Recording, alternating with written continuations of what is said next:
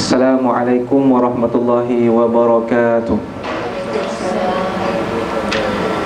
Alhamdulillahi rabbil alamin, wa bihi nasta'in, wal 'aqibatu lil muttaqin, wa la 'udwana illa 'alal zalimin. Asyhadu an la ilaha illallah wahdahu la syarika lah, wa asyhadu anna Muhammadan 'abduhu wa rasuluh. Allahumma salli ala sayyidina Muhammad wa ala ali sayyidina Muhammad. Alhamdulillah. Muslimin muslimat, tuan-tuan yang dirahmati Allah, macam biasa kita mulakan majlis ta'lim kita, kuliah kita dengan umul kitab Bismil Fatihah. A'udzubillahi minasyaitonir rajim. Bismillahirrahmanirrahim.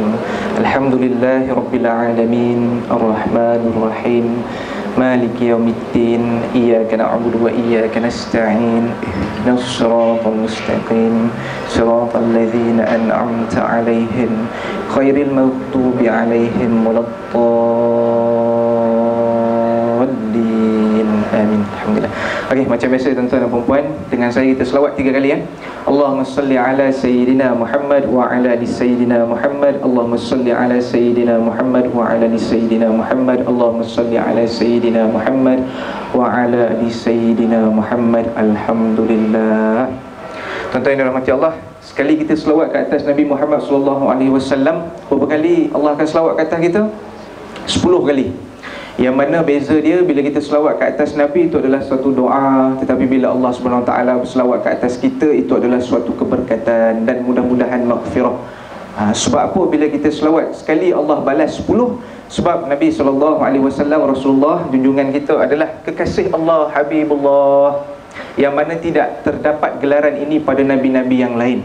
Cuma Nabi Muhammad SAW sahaja yang mendapat gelaran kekasih Allah. Macam kita lah, antara isteri, suami dan juga kawan-kawan. Suami lebih rapat dengan kawan ataupun isteri? Yang mana ibu? Takkan dengan kawan, dengan isteri lah. Isteri begitu juga, takkan dia rapat dengan kawan, dia rapat dengan suami dia, husband dia. Jadi begitu jugalah Nabi SAW dan Allah. Sebab itu jugalah kalau kita lihat Nabi SAW, tak ada anak lelaki yang masih hidup ketika Nabi SAW telah wafat. Satu-satu sahaja daripada sejumlah ataupun daripada sebilangan anak Nabi SAW yang masih hidup setelah Nabi wafat, cuma seorang. Siapa dia? Sayyidatina Fatimah Az-Zahrah radhiyallahu anha. Tidak ada Nabi Muhammad SAW pewaris daripada anak lelaki. Malah Nabi bila lahir pun ayah tak ada. Selang beberapa ketika mak pula tak ada. Macam mana seseorang yang dilantik menjadi Rasul, yang dikatakan kekasih Allah, tak ada pewaris anak lelaki, tidak ada ayah ketika lahir, tak lama lepas tu mak meninggal, isteri yang disayang pun Sayyidatina Khadijah pun meninggal, anak perempuan pun habis meninggal, tinggal seorang saja, itu Sayyidatina Fatimah Az-Zahrah radhiyallahu anha. Kenapa? Inilah yang menunjukkan bahawa kasih Allah dengan Nabi Muhammad SAW tak nak ada orang share. Nabi dengan Allah direct. Kalau Nabi sedih, Nabi report dekat Allah. Nabi tak report pada anak, Nabi tak report pada isteri, Nabi report terus pada Allah Subhanahu Wa Taala. Ini menjawab persoalan, kalau betul lah, kalau Nabi Muhammad itu kekasih Allah, mana dia anak Nabi, mana dia isteri Nabi, mana dia anak lelaki Nabi, mana dia ayah Nabi. Inilah sebab dia. Allah nak tidak ada sesuatu pun yang melingkungi kasih antara Nabi SAW dan Allah Subhanahu Wa Taala. Itu bukti. Sebab itu Nabi stand alone. Bukan alone macam tu, tapi Nabi dikurniakan dengan para sahabat dan kita, tuan-tuan yang dirahmati Allah. Alhamdulillah. Jadi perbanyakkanlah kita selawat ke atas Nabi SAW. Tuan-tuan yang dirahmati Allah, kita menyambung kuliah pengajian kita dalam kitab Minhajul Abidin, kitab tasawuf, kitab iaitu tentang kaedah ataupun sistem untuk orang beribadah. Kita kalau nak tahu solat macam mana, kita tengok fiqh. Tapi kalau kita nak tahu macam mana kita menjiwai solat, macam mana kita nak khusyuk, maka inilah pentingnya ilmu-ilmu penyucian jiwa kita mengaji, tuan-tuan yang dirahmati Allah. Kita dah masuk bab godaan. Godaan ni pun kita sebenarnya dalam kuliah yang lepas dah habis dah. Mana godaan yang pertama iaitu Allahumma shalli ala sayyidina Muhammad, apa dia? Saya pun dah terlupa. Tapi yang kedua adalah godaan dalam bentuk bahaya-bahaya sampingan. Ada pun yang pertama, alhamdulillah, yang pertama iaitu rezeki. Rezeki itu pun satu godaan. Rezeki banyak pun godaan, rezeki kurang pun godaan, tak ada rezeki pun godaan. Jadi Imam Ghazali menggariskan penawar dia adalah tawakal. Kita dah buat yang sebaik mungkin. Allah nak bagi ke tak bagi, kita terpulang. Yang penting setelah kita buat sesuatu, tawakal kepada Allah. Sebab kehidupan, ajal, yakni maut, jodoh, pertemuan, rezeki adalah rahsia Allah SWT. Sebab itu kita membezakan dalam kuliah-kuliah yang lepas antara rezeki dan juga pahala. Rezeki dan pahala sama tapi tak serupa. Contoh, pahala ni kalau kita beribadah, tadi kita semua berselawat, kita dapatlah pahala ikhlas, kita dapatlah pahala.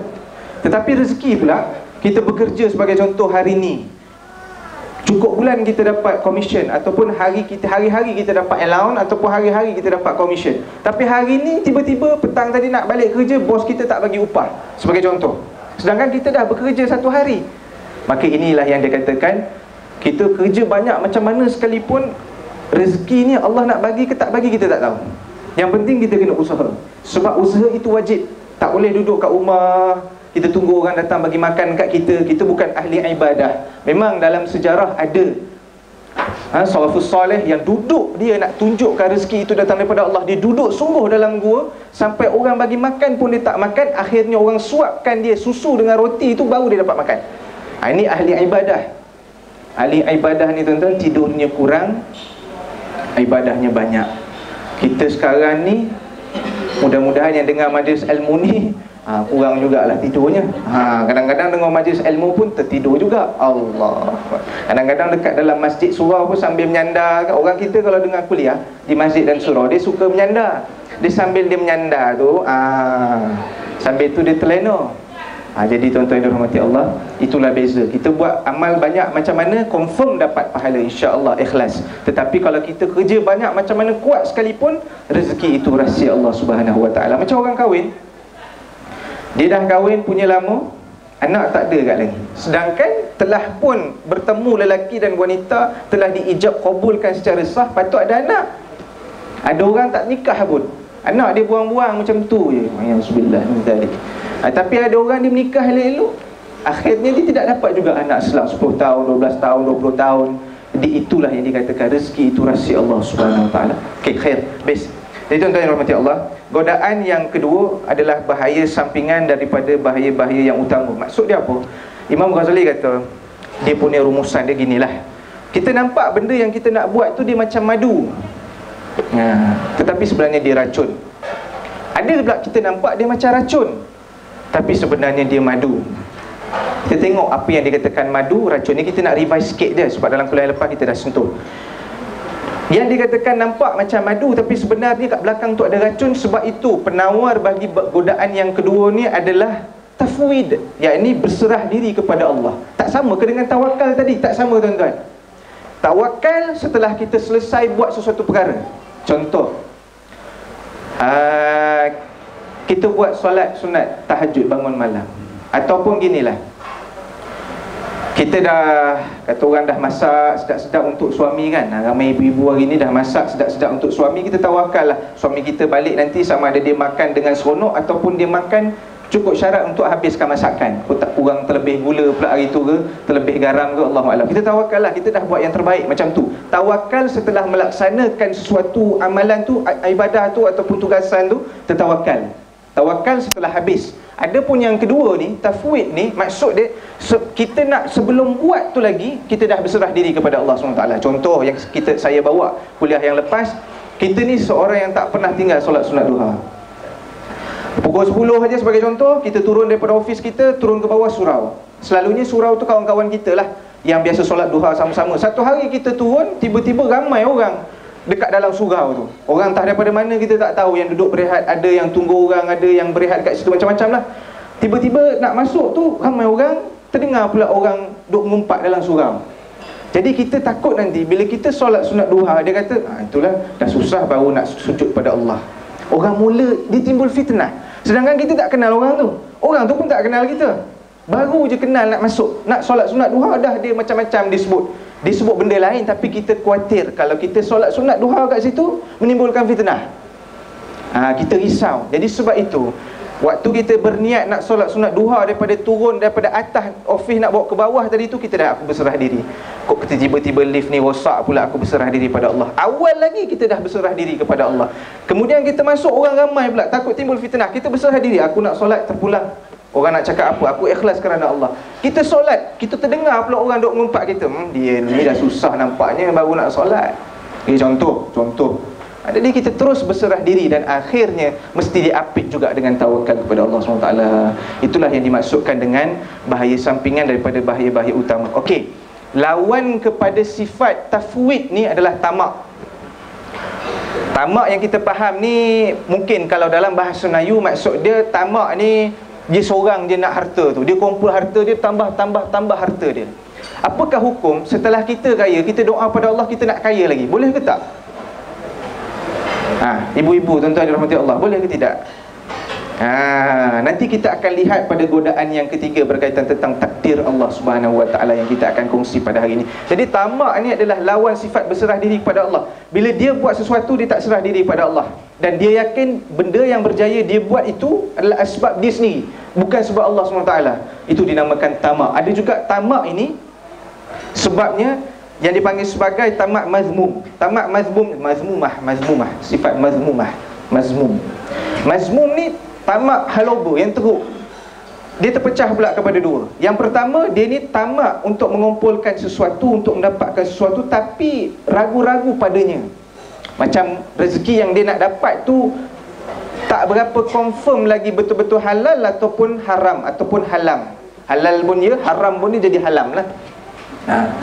Dia tak confirm. Yang kedua pula, tamak mazmum ni confirm dia ambil hak orang.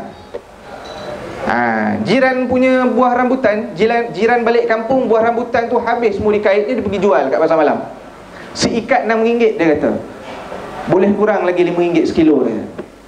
Padahal jiran dia punya, jiran dia balik tengok togel pokok rambutan sebagai contoh. Ni tamak mazmum yang kedua. Tamak mazmum yang pertama, dia nak, sebagai contoh, kita buat contoh, dia nak makan harta anak yatim sedikit, sedangkan dia seorang pentadbir harta anak yatim yang mampu. Haram hukum dia, orang yang menjaga harta anak yatim kaya ambil sedikit. Tapi kalau penjaga anak yatim itu miskin dan susah, fakir pula, dia boleh ambil sekadarnya harta anak yatim untuk kehidupan dia, untuk jaga anak tu tadi. Tapi kalau kaya, haram ambil harta anak yatim. Wa'iyazbillah. Itulah dia lawan kepada sifat berserah diri, iaitu tamak. Kalau tuan-tuan dirahmati Allah, boleh ke ni? Lupa saya nak ucapkan terima kasih kepada abang kameraman kita. Saya baru je dengan abang ni, Aman Shah nama dia. Macam artis nama.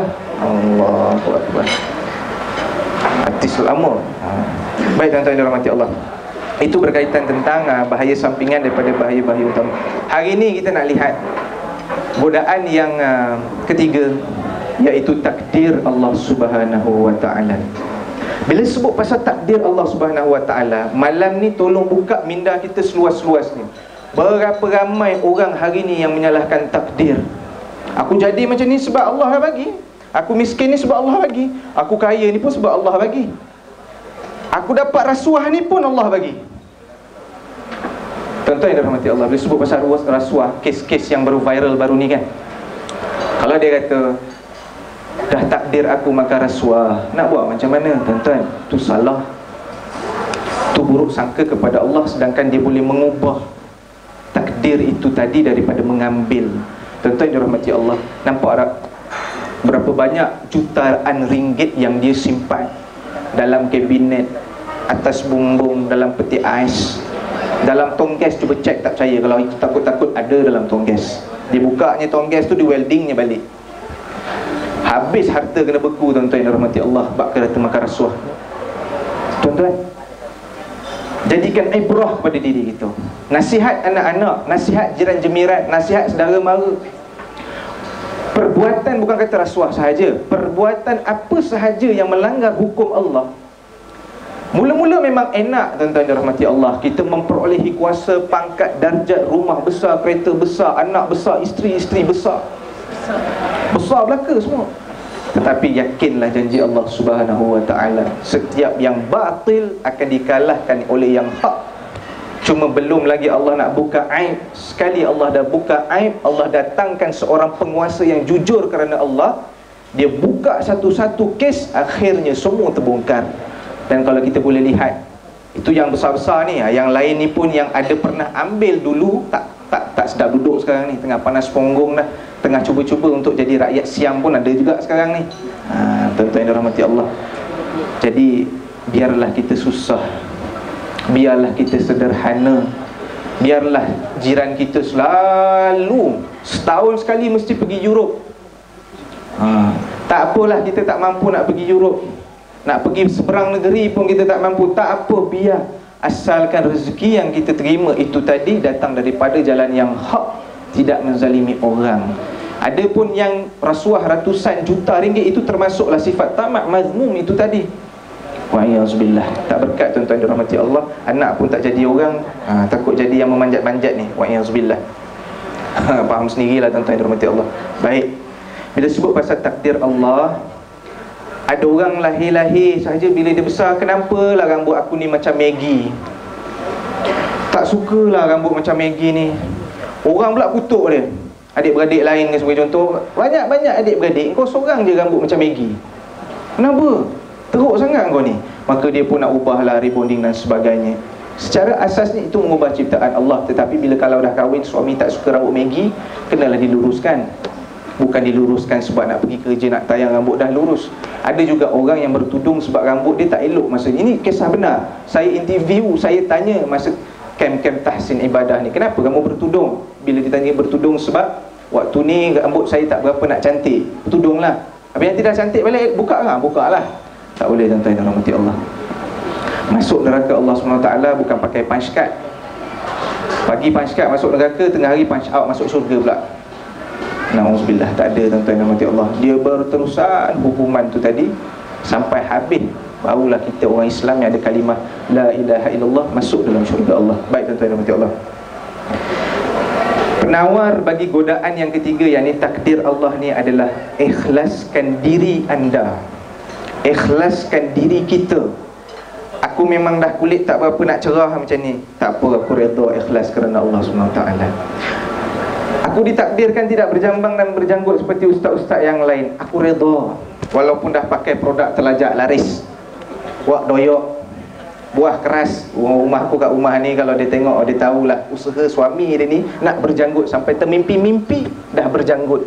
Sebab ustaz-ustaz kena janggut, tak ada janggut dia jadi fitnah. Dekat FB dia kata apa? Ustaz cerita pasal sunnah, ustaz cukur janggut. Celah mananya, cukur ni bukan cukur ni tak keluar. Dah datang daripada keluarga yang bukan berbulu-buluan, nak buat macam mana? Dia macam clean and clear je kan produk tu, nak buat macam mana? Jadi redha dan ini ikhlas, terima takdir Allah SWT. Memang bukan seorang yang berjanggut, berjambang dan sebagainya. Allahu Akbar. Ada orang sanggup pula nak muka ala-ala Korea, pergi buat pembedahan plastik. Itu tanda dia tidak ikhlas pemberian Allah Subhanahu Wa Taala. Contoh katalah kalau ada ketumbuhan pada wajah besar sampai benda tu aib, adalah keringanan padanya, boleh dibuang. Tetapi kalau dah lahir-lahir cantik, muka-muka Jawa nak jadi Korea, ya susah. Mata bulat nak jadi sepet, janganlah. Elok Allah bagi mata bulat daripada mata sepet. Sebab kalau kita mata sepet tak sesuai dengan kita, macam telangga tiang. Dia dekat sana sejuk, dekat Malaysia kalau sepet sangat. Kita sini cuaca dia faham je lah, panas dan sejuk, lembab sepanjang tahun. Tapi di akhir zaman ni tuan-tuan dalam hati Allah, kadang-kadang kita tengok Malaysia pelik-pelik sungguh lah. Puting beliung dah ada, gempa bumi dah ada. Antara asbab dia adalah ramai para ulama kita dah kembali ke rahmatullah. Mereka orang-orang yang kuat mendoakan orang lain dahulu. Ulama kita dah tak ada lagi nak mendoakan kita. Sekarang tinggal lagi lah ulama-ulama yang masyhur, yang selebriti, semua dah tinggalkan kita. Tinggal lagi kita harapkan ulama-ulama yang tidak dikenali ni mendoakan kita. Itulah beza iman ulama dengan iman ahli ibadah dan iman marhain macam saya. Tuan-tuan mungkinlah orang hebat-hebat, kalau berdoa, doakan untuk orang lain. Jadi tuan-tuan dirahmati Allah, sebut takdir ni tadi, ikhlaskan diri kita. Kita kaya, ikhlas. Kita susah, kita ikhlas. Ditimpa musibah, kita sabar dulu. Bila ditimpa musibah, bukan ikhlaskan diri. Tak bolehlah kita nak ikhlaskan diri bila kita ditimpa musibah. Kita sabar dahulu, baru kita ikhlas. Sabar, kita redha, kita ikhlas. Baik, kita tengok kenapa takdir Allah ni kita kena terima dengan ikhlas. Pertama, dia ada dua je. Pertama, sebab kita nak fokus dalam amal ibadah kita. Kalau kita asyik fokus kepada apa yang Allah dah bagi kepada kita, akhirnya fokus kita lari. Sebagai contoh, kenapa aku ni dilahirkan dalam keluarga yang fakir ataupun miskin? Jiran aku, dia lahir-lahir keluarga dia kaya, tanah dia dekat Pahang ada, Kedah ada, Ketambola ada, macam-macam negara ada tanah. Aku ni lahir dalam keluarga yang susah. Kenapa? Dia asyik memikirkan kesusahan tu, akhirnya dia terlupa untuk memperbaiki masa depan dia dengan duhanya, dengan zikirnya, dengan Al-Qurannya. Dia rasa asyik susah aja.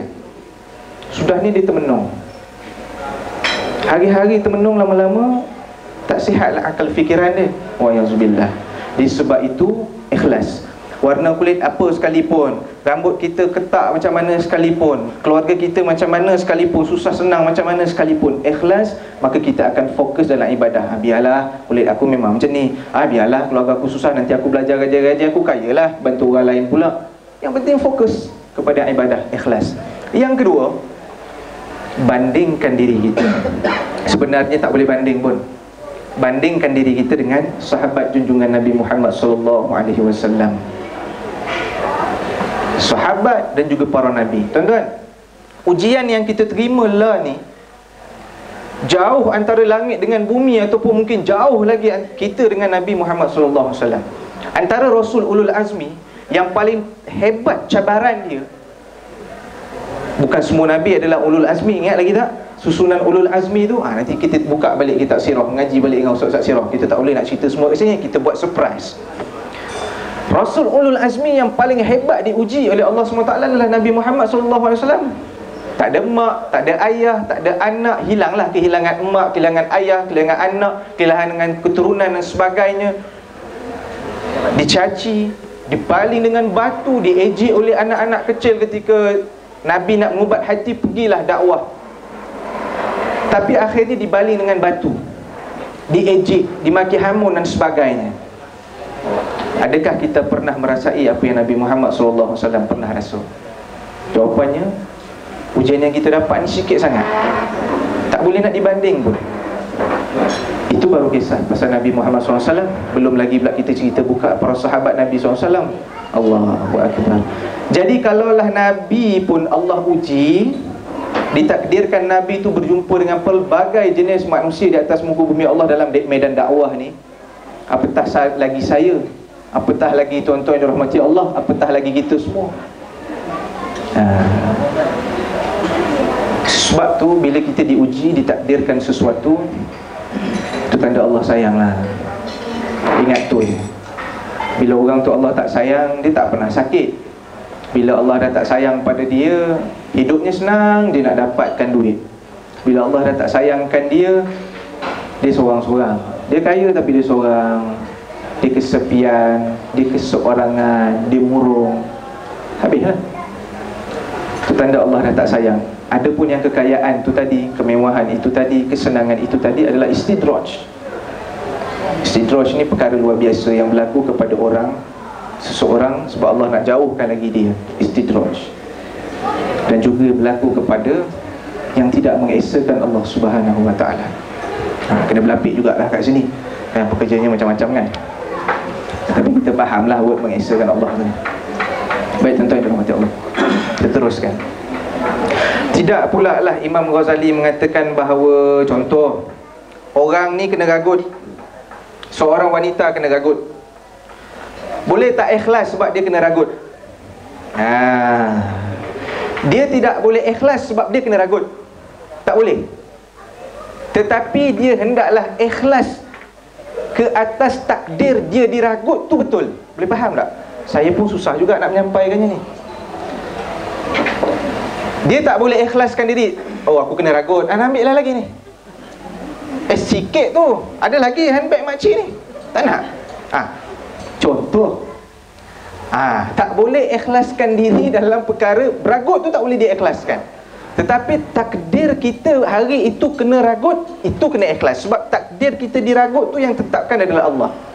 Ada pun orang yang meragut tu tadi, ya Allah, nak doa apa? Kak, kak, abang, nak doa apa pada peragut tu tadi?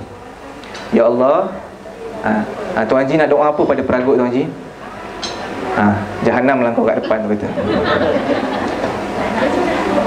Tentu yang dirahmati Allah, sukar bagi kita untuk mendoakan sesuatu yang sejahtera, salam ke atas suatu keburukan yang orang dah buat pada kita. Tetapi inilah yang Nabi buat. Tolonglah kita buat, paksa diri. Saya pun susah nak buat, tapi bila kena diuji dengan jirannya, diuji dengan yang tidak mengesahkan Allah ini, baru saya faham apa yang Imam Ghazali cuba sampaikan. Sukarnya untuk kita mendoakan yang baik ke atas orang yang memburukkan kita, tapi kita cuba buat dan alhamdulillah, sungguhlah hati akan tenang. Biar Allah lah kerja Allah. Allah nak balas balik macam mana, Allah nak buka hidayah dia macam mana, yang penting ya Allah, bukakanlah hati peragut itu tadi agar dia tidak lagi meragut orang lain.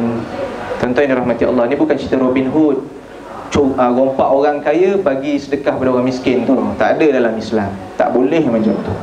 Mak komando ke apa ke, tak boleh tuan-tuan yang dirahmati Allah. Tak boleh macam tu. Kena minta baik-baik lah. Kan dia jawab balik, minta baik-baik tak dibaginya Ustaz. Tu yang saya rompak dia tu. Pula betul juga. Nanti kita tengok satu-satu. Andai kita tahulah takdir kita kaya itu adalah suatu ketentuan Allah dan Allah sedang uji, kita akan keluarkan duit kita. Baik, ulama membahaskan ataupun mengkategorikan takdir ni kepada 4. Yang pertama, takdir kenikmatan. Kedua, kesusahan. Ketiga, kebaikan. Dan yang keempat, keburukan. Kenikmatan, kesusahan, kebaikan, keburukan. 4K. Seseorang itu ditakdirkan dengan kenikmatan. Semua orang rasa nikmat ni. Nikmat tidur. Nikmat dah tidur. Tidur ni nikmat dia masa bila? Masa tidur tu ke masa bangun?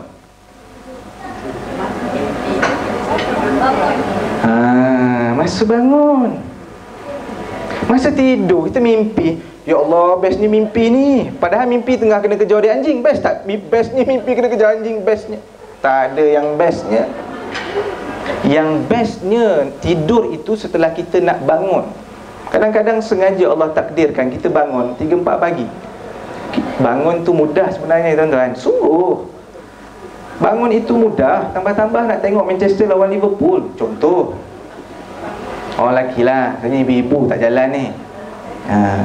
Rancangan masakan pukul 3-4 pagi pun takkan ibu-ibu nak bangun punya. Kalau bola orang lelaki bangun. Nikmat tidur tu Allah kejut. Contoh, rezeki kita bangun pukul 4. Bangun dah, sekadar pergi toilet, minum air masak. Kemudian katil tu ya Allah memanggil-manggil, kemari semula, kemari dinda, kemari kanda. Tilam pula Vono, King Coil.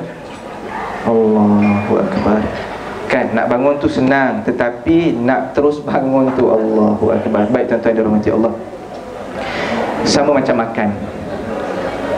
Allah takdirkan makan ni. Saya nak tanya lah, ibu-ibu tengah makan ni kan, makan ni lah ni musim buah apa?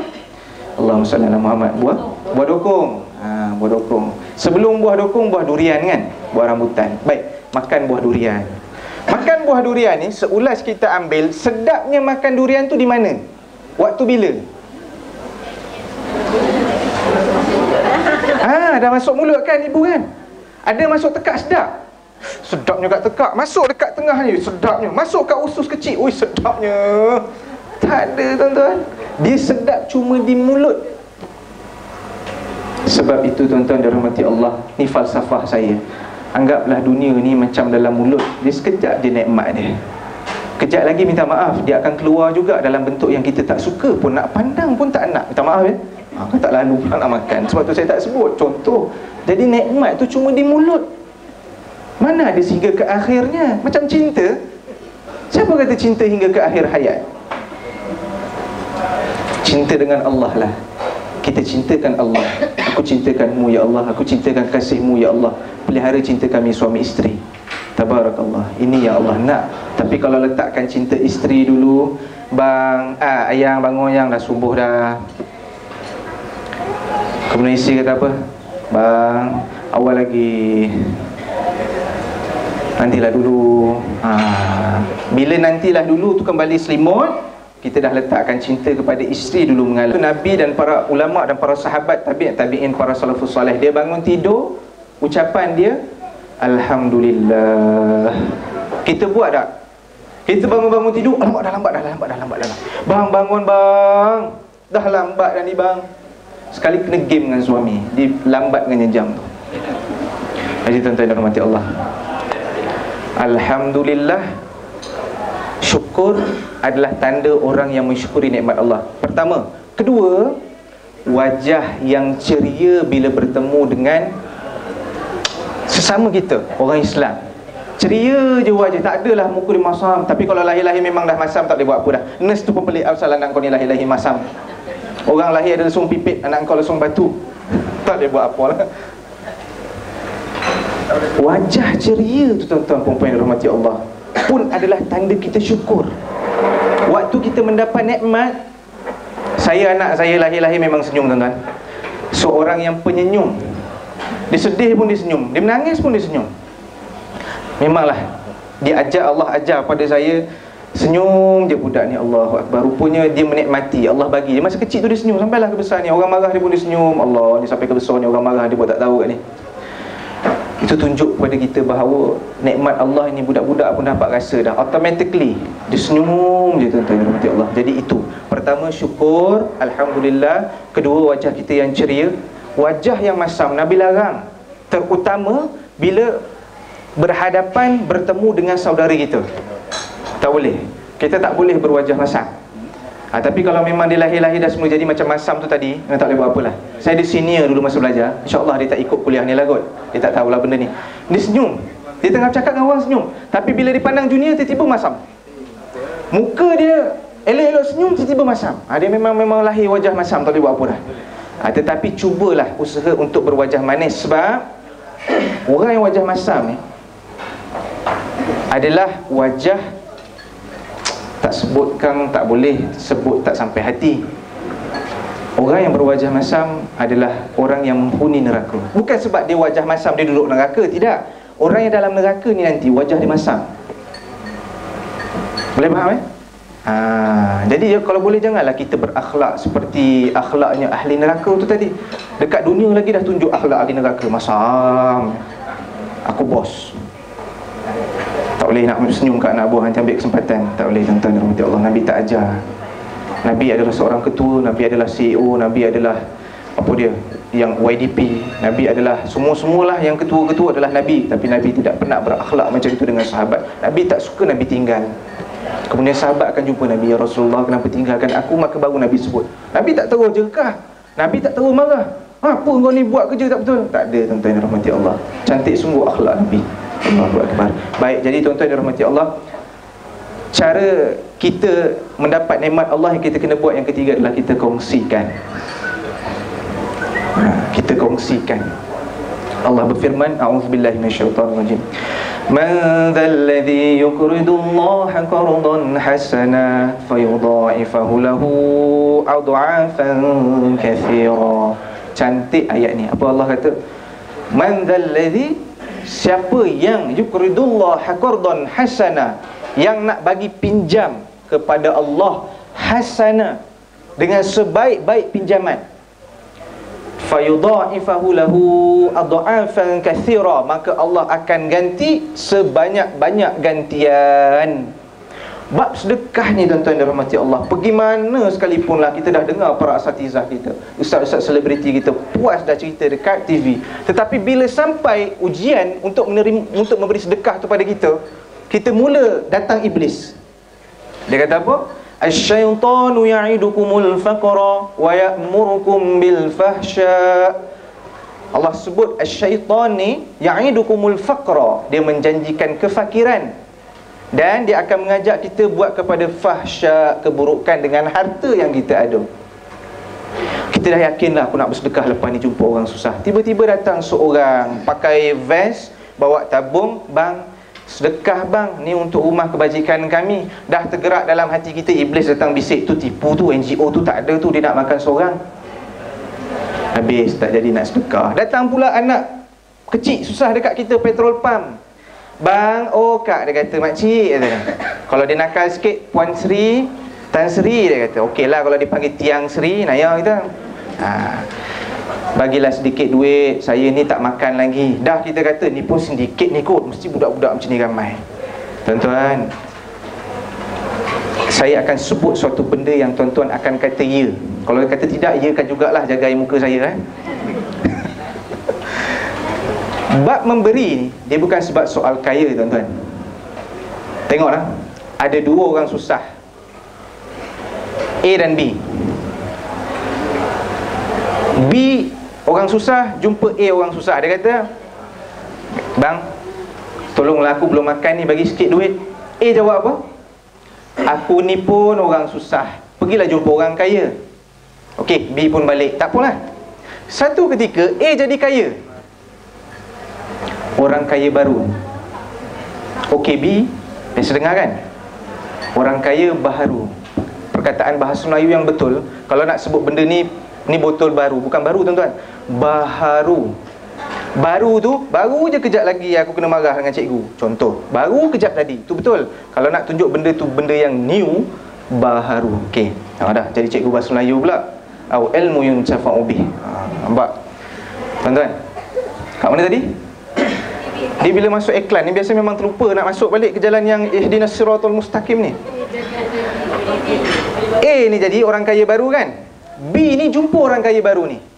Dia kata, tuan dah jadi kaya dah sekarang, boleh tak sedekah pada saya? A kata apa? Aku ni baru je kaya, pergilah cari orang kaya lama yang dah lama kaya. B ni pula kesian, dia tak kaya-kaya macam A, baliklah balik. Satu ketika orang kaya baharu akan jadi orang kaya lama, OKL pula. Datang lagi orang susah yang sama B ni tadi. Dia kata, tuan dah lama jadi kaya, orang kaya lama, bolehlah sedekah kat saya hari ni. Dia marah. Punyalah ramai orang kaya aku juga yang kau cari daripada dulu sampai sekarang. Dah balik. Nampak tak tuan-tuan? Betul ataupun tidak, pemberian ini bukan sebab kita kaya ataupun susah. Ya kan? Ya je lah. Nampak tak tuan-tuan? Dia sebab iman. Sayyidina Ali karamallahu wajhah, sahabat Nabi antara 10 dalam satu hadis yang duduk dalam syurga tanpa hisab. Nabi doakan. Bilal bin Rabah tak termasuk dalam hadis ni. Dia dalam hadis yang lain Nabi SAW doakan. Sayyidina Ali karamallahu wajhah, dia adalah orang yang paling kaya nikmat, dan dia juga adalah orang yang paling susah, ada dalam ujian kesusahan. Dia paling kaya apa? Bukan harta tuan-tuan. Sayyidina Ali paling kaya antara sahabat dengan ilmu, tetapi dia paling susah bab harta. Sehingga kan satu ketika Sayyidina Nabi Muhammad SAW, sahabat datang nak menuntut ilmu, maka Nabi kata apa? Diringkaskan, kalau kamu nak menuntut ilmu, lalulah gerbang ilmu itu. Nabi tunjuk tangan Nabi kepada Sayyidina Ali karamallahu wajhah.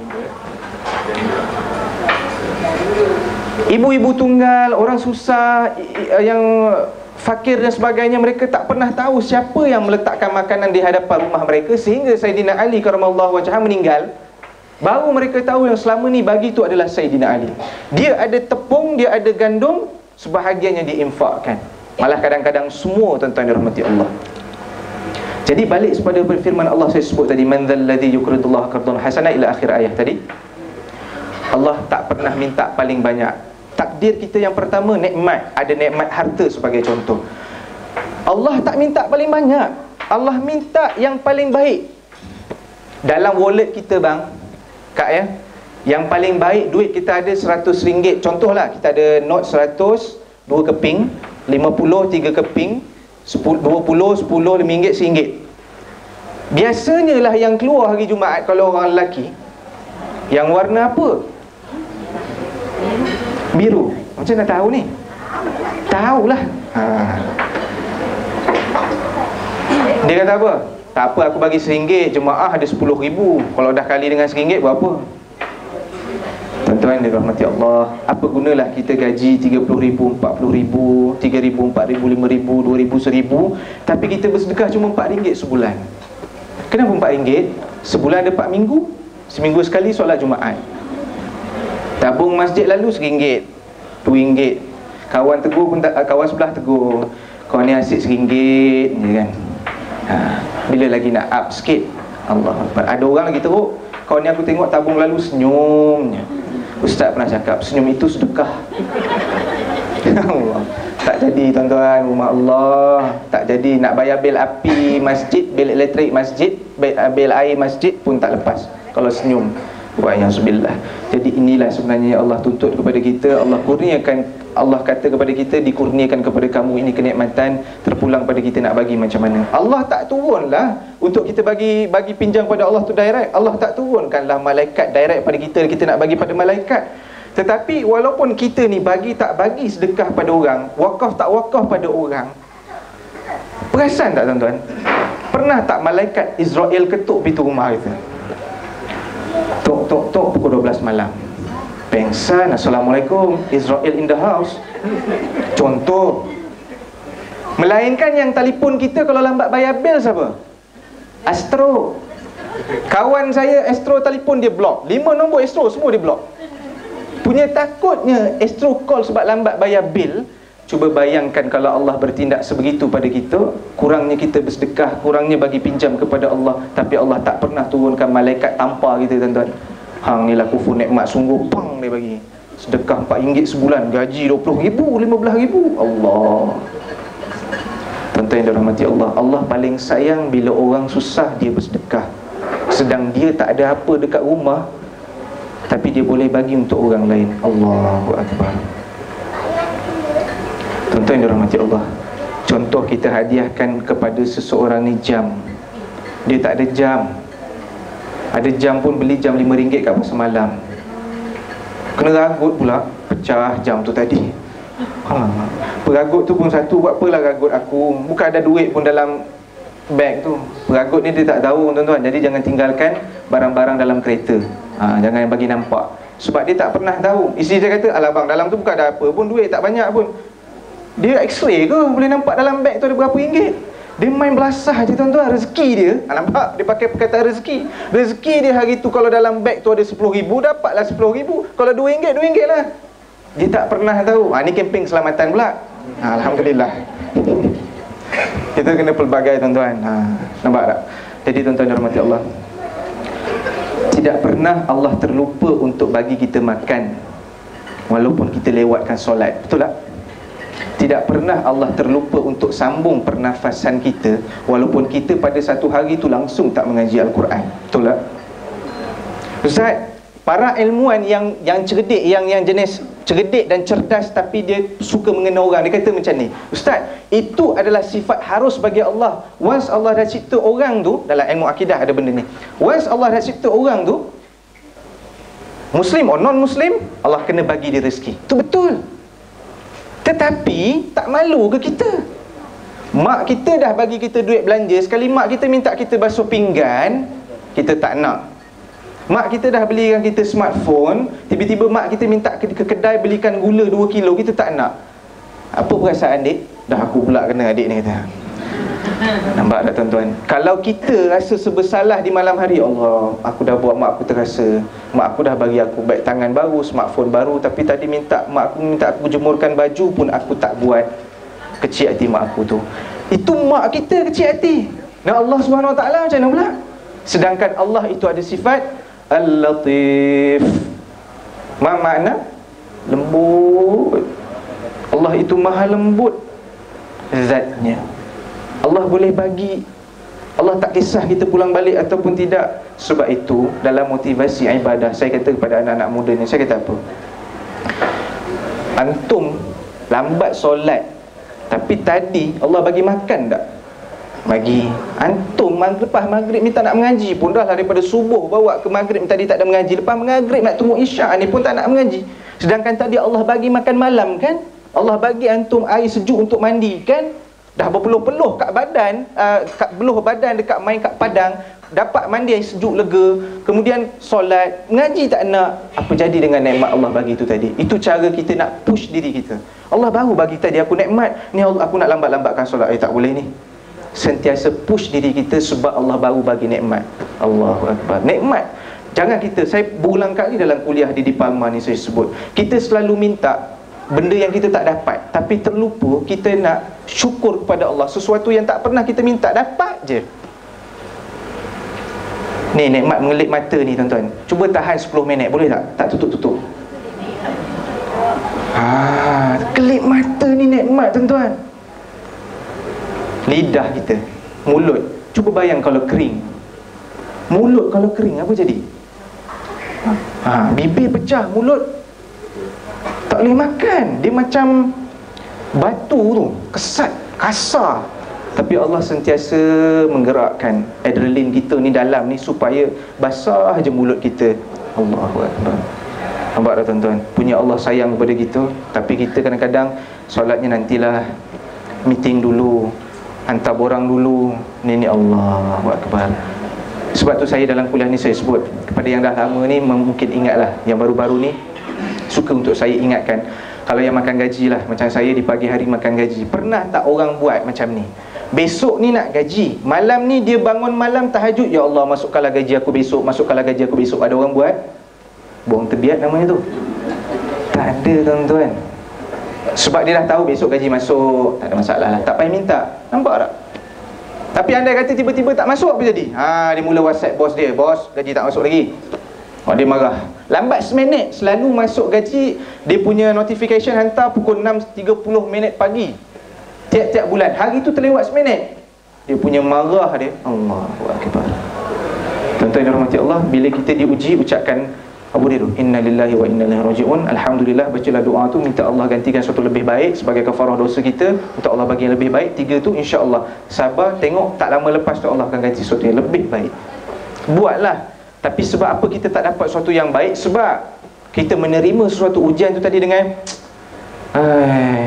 rosak lagi kereta semalam, baru servis, semalam tukar gearbox, hari ni apa pula nak kena tukar, baru minggu lepas dah aircon dah dibetulkan, hari ni apa pula, gearbox pula, kan besok apa pula. Dia mengeluh. Rupanya yang rosak bukannya gearbox ke apa, wiper. Ini pun seminar keselamatan juga. Hati-hati dengan bengkel kereta tuan-tuan. Macam-macam. Wa'iyasubillah. Baik tuan-tuan dan Allah.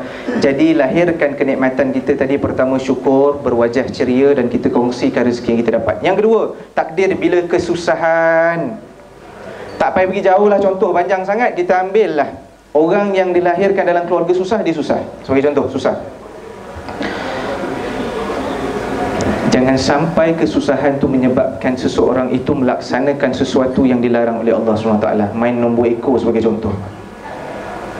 Main nombor ekor ni pun saya tak tahu apa faedah dia. Hari-hari main ekor tak nampak juga ekor di mana. Yang kayanya kedai tu tuan-tuan. Apalah salahnya dengan RM1, RM2, berapa ringgit main nombor ekor? Saya tak biasa main ni, tak tahulah. Tuan-tuan pun tak tahulah benda ni kan. Saya pun tak pernah tahu. Kenapa dia nama nombor ekor pun saya tak tahu sampai sekarang. Tikam nombor ekor sebagai contoh RM5. Kalau lah RM5 tu disedekahkan dekat masjid, anak yatim, orang susah dan sebagainya, jiran yang tak makan, RM5 tu dia dapat beli kuih tuan-tuan. Niat supaya Allah mudahkan kita kaya sedikit, Allah ganti nanti tuan-tuan. Apa Allah berfirman apa dia? Sebiji kita bagi satu yang sedekah kita bagi ini, Mathalul ladzina yunfikuna amwalahum fi sabilillah. Dia kena sebut juga. Kamathali habbatin ambatas sab'a sanabila fi kulli sumbulatin mi'atu habbah. Allah kata apa dia ni? Kita sedekah, perumpamaan satu yang kita bagi itu ibarat sebiji benih yang tumbuh 7 tangkai. Setiap tangkai itu ada 700 biji. Kali, maksudnya ada berapa? Ada 100 biji. Dia ada 7 tangkai. Setiap tangkai itu ada 100. Maksudnya ada berapa kali ganda tu? 700 kali ganda. Dalam surah Al-Anfal, Man ja'a bil hasanah falahu asyru amthaliha. Barang siapa yang datang ja'a bil hasanah, dengan satu kebaikan, Allah ganti dengan 10. Tapi Ibn Kathir kata Allah sebut 700 ke, Allah sebut 10 ke apa sekalipun, tapi benda bab pahala ni di infinite. Apalah salahnya daripada beli nombor ekor RM5 tu disedekahkan, diwakafkan ke dan sebagainya, tengok nanti dia akan berkembang. Macam kita melabur lah tuan-tuan.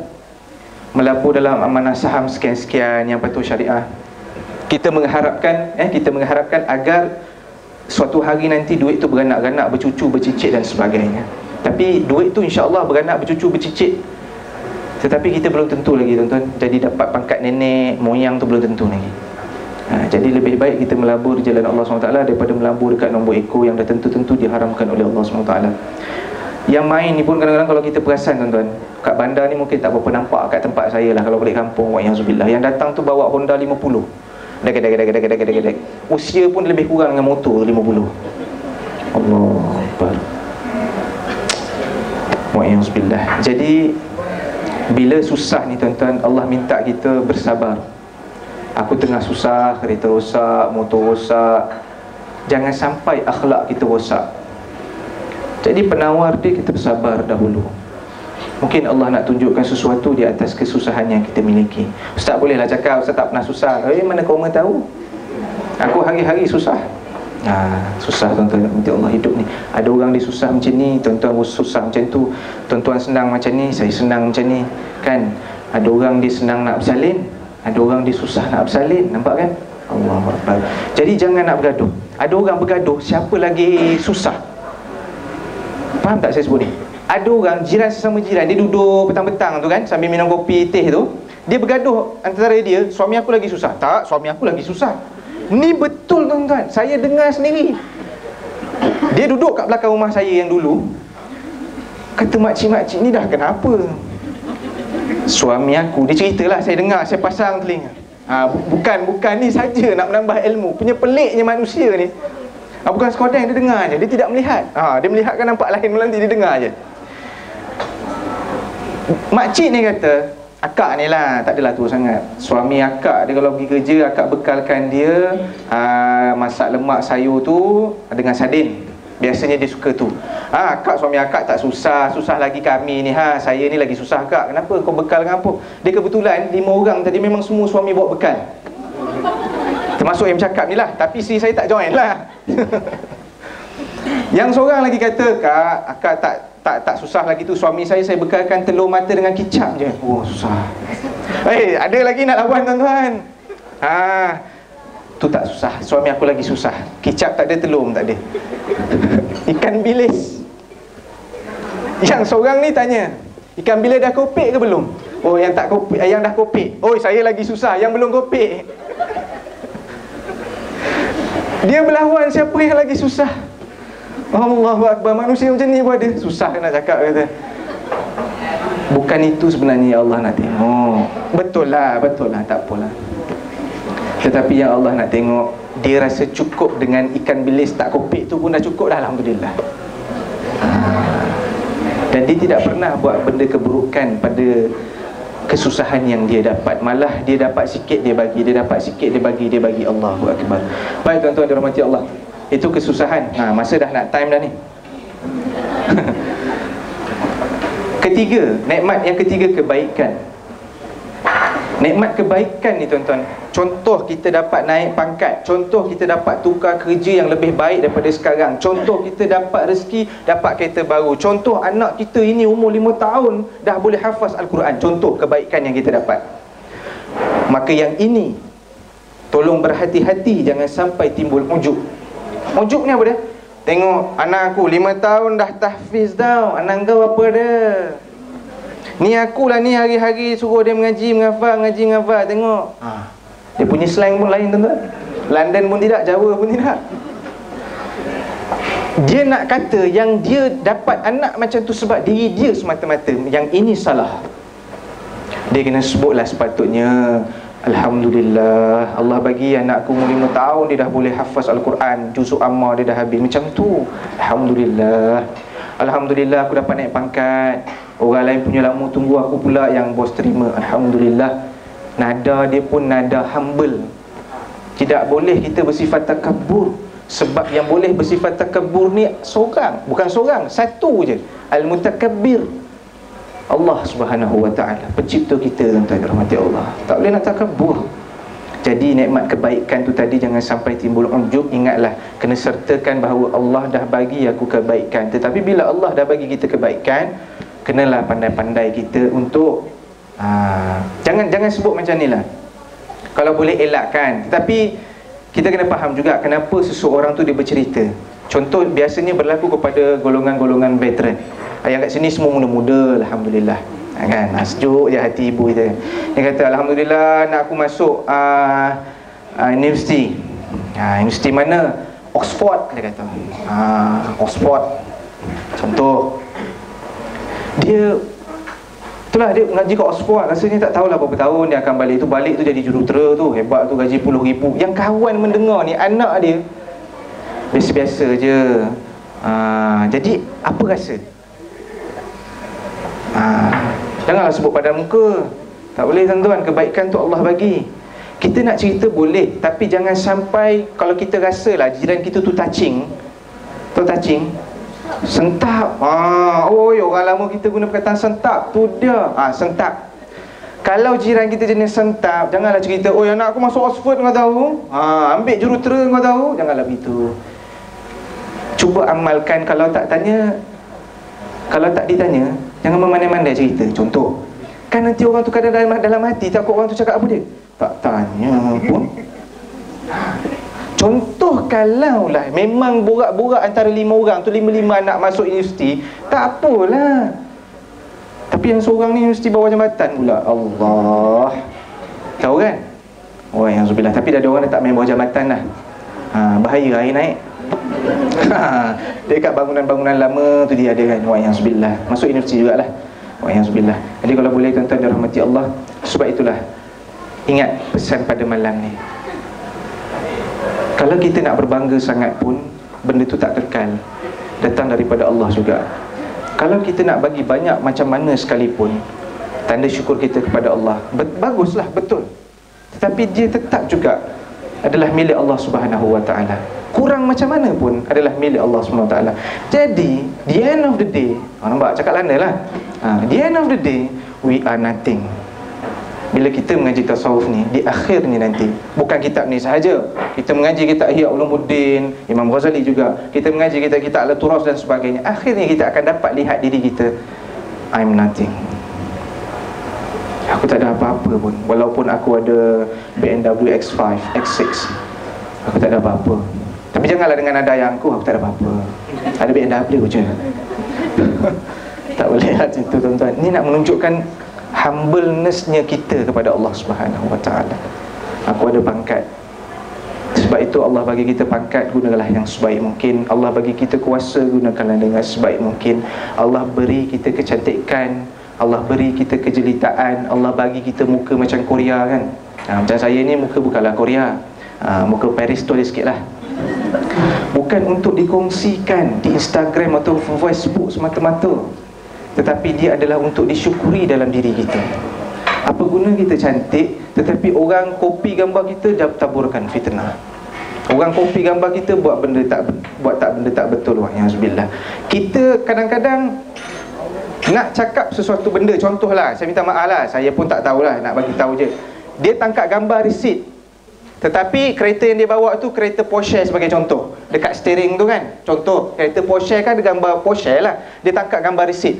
Agak-agak you all, mahal tak barang yang I beli ni? Macam mahal sangat lah, padahal dia beli cuma RM5.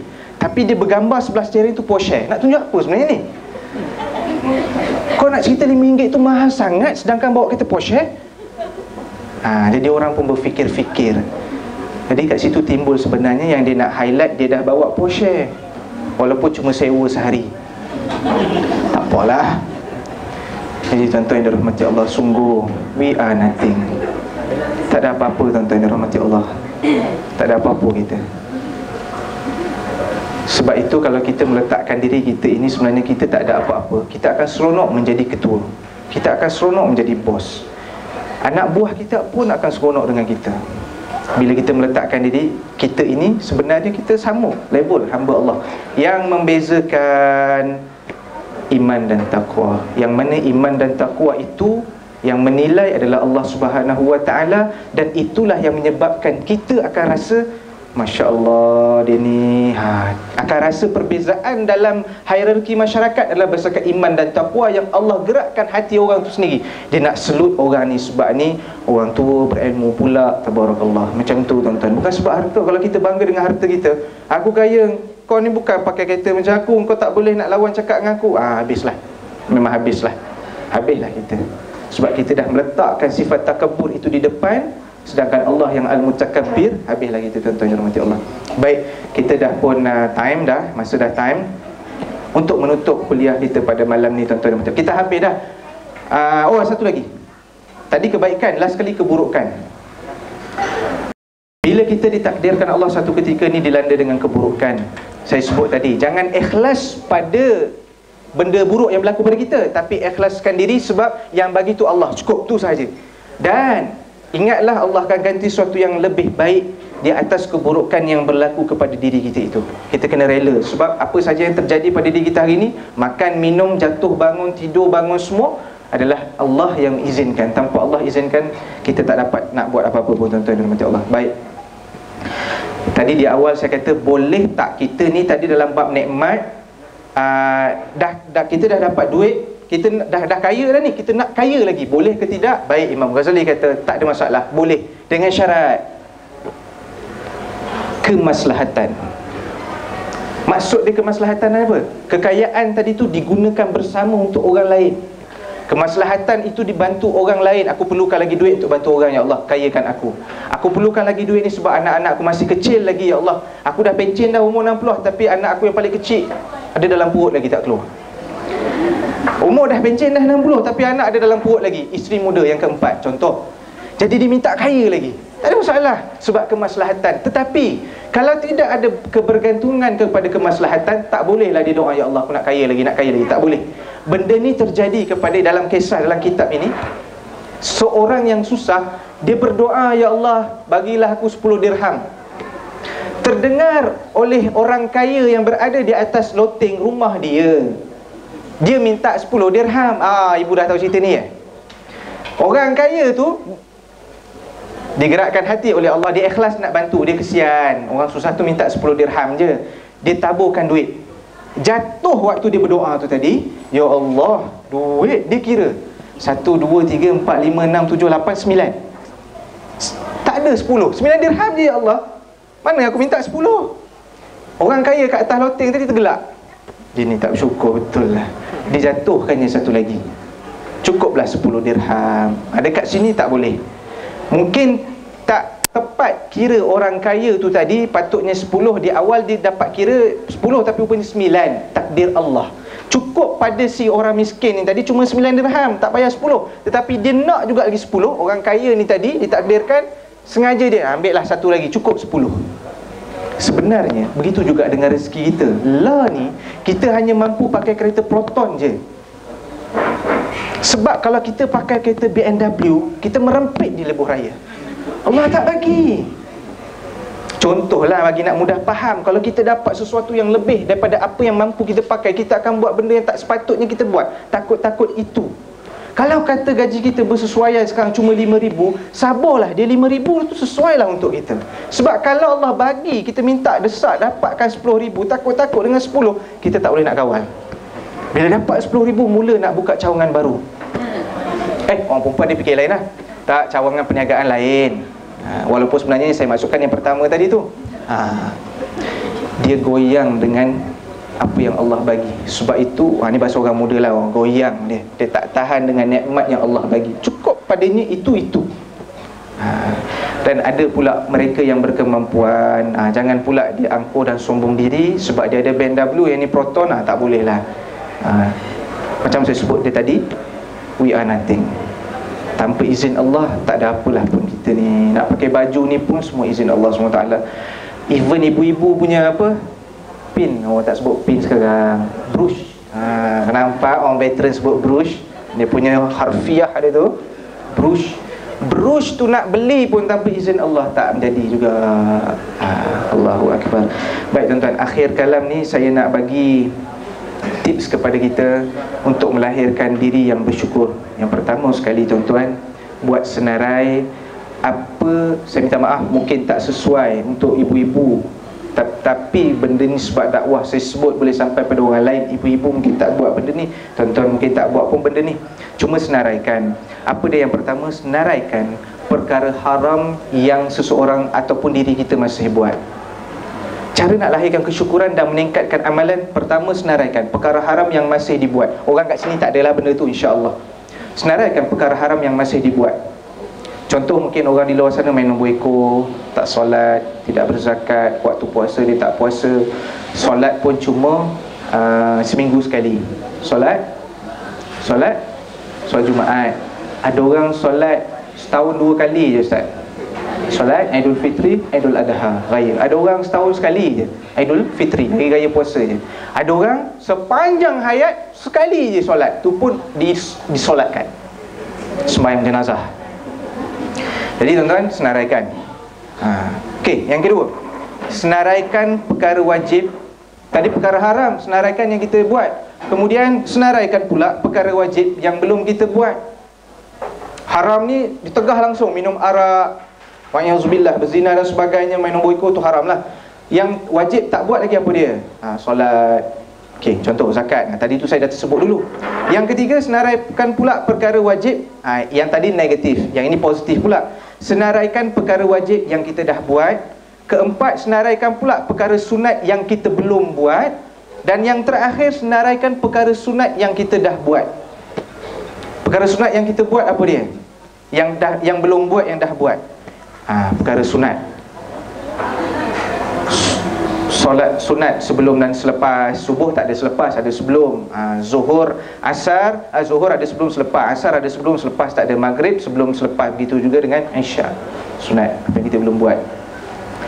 Yang dah buat lah, senaraikan yang belum buat, yang dah buat. Jadi dengan cara 5 kaedah ni tadi, kita akan dapat tahu, Allah, banyak lagi sunat aku yang tak buat berbanding yang aku dah buat. Allah, banyak lagi perkara wajib yang aku belum buat berbanding yang aku dah buat. Yang belum buat dan belum buat. Allah, masa saya pun dah pusing-pusing dah, mulut lebih kurang. Jadi tuan-tuan dan puan Allah, jadual ini dibuat adalah untuk memastikan hari-hari, kalau boleh ni untuk anak-anak muda lah, anak-anak kecil, supaya dia nampak kat whiteboard tu, perkara haram dia langsung tak buat hari ni. Weekly, monthly, daily ikutlah. Kalau bolehnya daily ditikkan, supaya terpelihara keluarga kita itu tadi. Baca Al-Quran bukan Khamis malam Jumaat je, itu pun muka surat 440 surah Yasin. Nampak iblis ke, kena rasa macam ada iblis, ada jin pun Yasin, tapi tak bersambung. Yasin je. Bismillahirrahmanirrahim. Yasin, Surahallahul-Azim. Yasin, lepas tu apa? Yasin je lah. Habis Yasin sokmo. Jadi tuan-tuan dirahmati Allah, dalam perkara sunat yang kita belum buat, buka-bukalah kitab, antaranya Syama'il Muhammadiyah. Kita tengok indahnya akhlak Nabi. Nabi makan buah sebelum makan berat, bukan makan buah selepas makan berat. Nabi masuk ke dalam toilet dengan kaki kiri, bukan kaki kanan. Rupa-rupanya bila masuk kaki kiri ke dalam toilet, in case kalau kita nak terjatuh, rupanya kita akan bangun ataupun survive daripada jatuh kat bilik air tu. Rupanya kalau kita masuk dengan kaki kiri dulu. Allahu Akbar. Buang air jangan berdiri, berlari apatah lagi. Alhamdulillah. Ni orang lelaki lah ni. Orang perempuan insya-Allah duduk dengan kaedah dia. Kalau buang air kecil tu, dia ke kiri kan berat dia supaya habis. Minum jangan berdiri, duduk. Minum. Ada orang tanya saya, nakal budak ni. Dia kata apa? Dia budak sekolah menengah. Yang lumba lari tu Ustaz, maraton tu kan, kalau tengah-tengah tu ada air, dia minum air sambil berlari. Kan kalau duduk aku cakap, kan kalah pula dia dalam lumba lari. Susah betul budak-budak muda ni. Sajalah dia melawak kan.